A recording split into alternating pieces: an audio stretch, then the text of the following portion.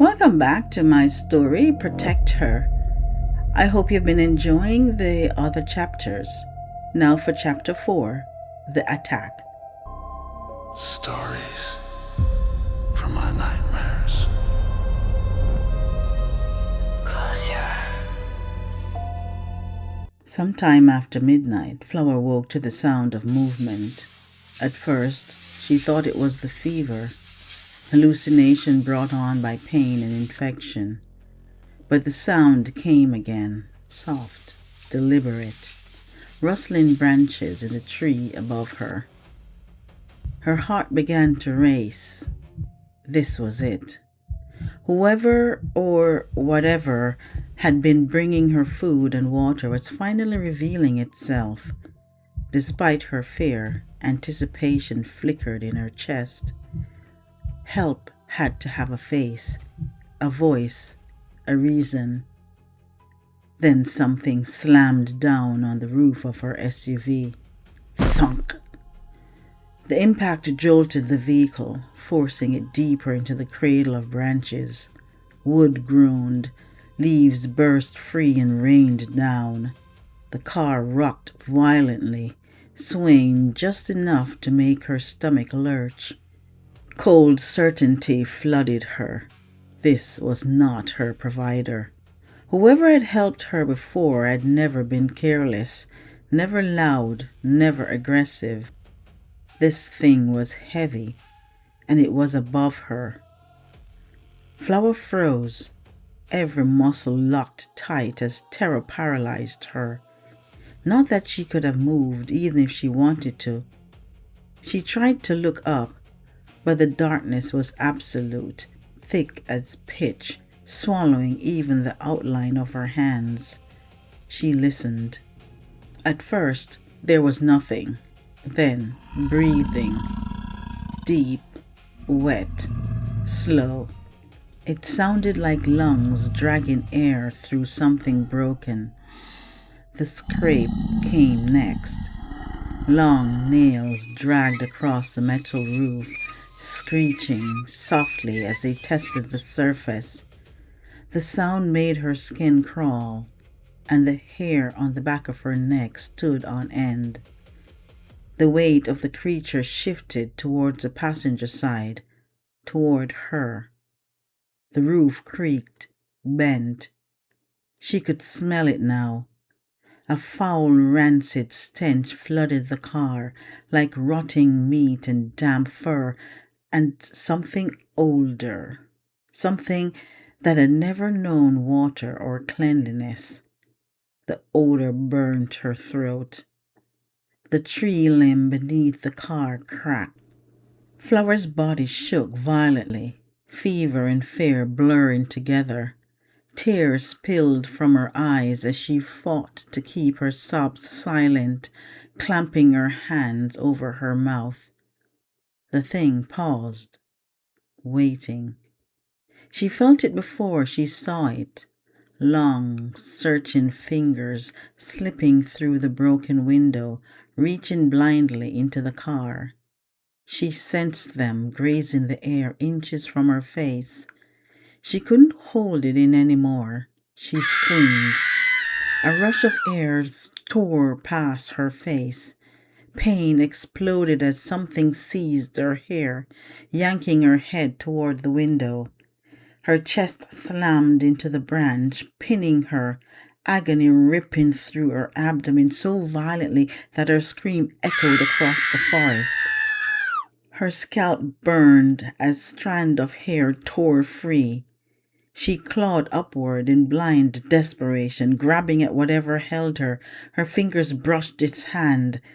It wasn't human flesh. The fingers were long, too long, hard as bone and ridged with dry, rough skin. Each ended in a claw so extended it felt like a second finger attached to the first. Then something else arrived. It came fast. The sound was wrong, like air collapsing, like a bowling ball tearing through leaves and branches at impossible speed. In an instant, It struck the roof of the SUV. The collision was violent.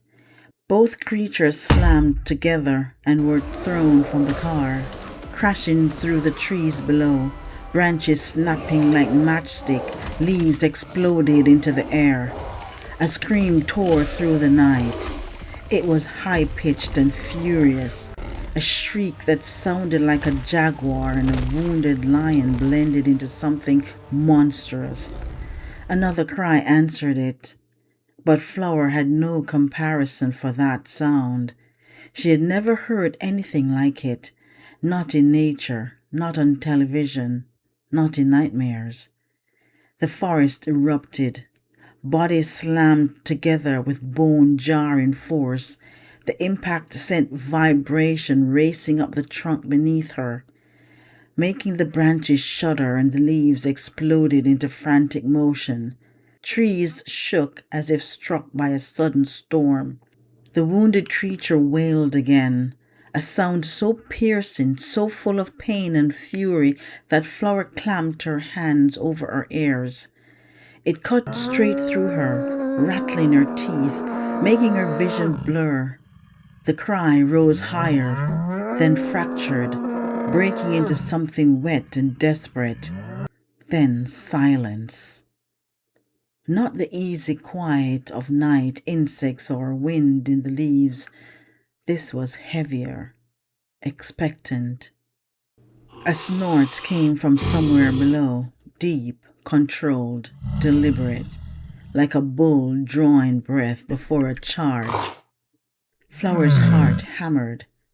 She didn't dare move. Something large was dragging through the undergrowth. She could hear the weight of it, branches snapping like dry bones, leaves tearing free, the ground protesting under the strain. Whatever was being pulled didn't struggle. It scraped and thudded, lifeless, or close to it, disappearing further into the trees. And then, nothing. No footsteps, no breathing, no insects daring to return. The forest went utterly still, as if it were holding its breath with her. Flower realized she had been doing the same. She let it out in a broken, shuddering gasp. Her body sagged against the branch, strength draining from her all at once.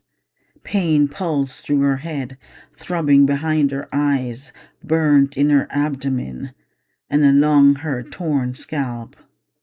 Everything hurt, but it was the clean, undeniable pain of being alive. She swallowed, tears slipping down her face, running across her lips, and dripping off her chin. Her provider had come, and it had saved her.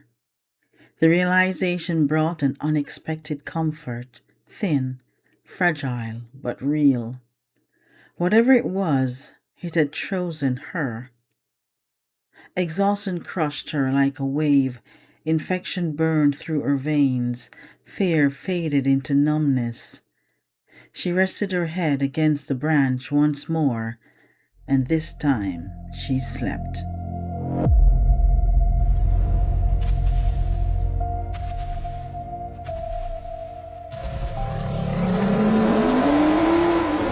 These are the stories from my nightmares. Screams in the Thanks for watching. Remember to like and subscribe. darkness.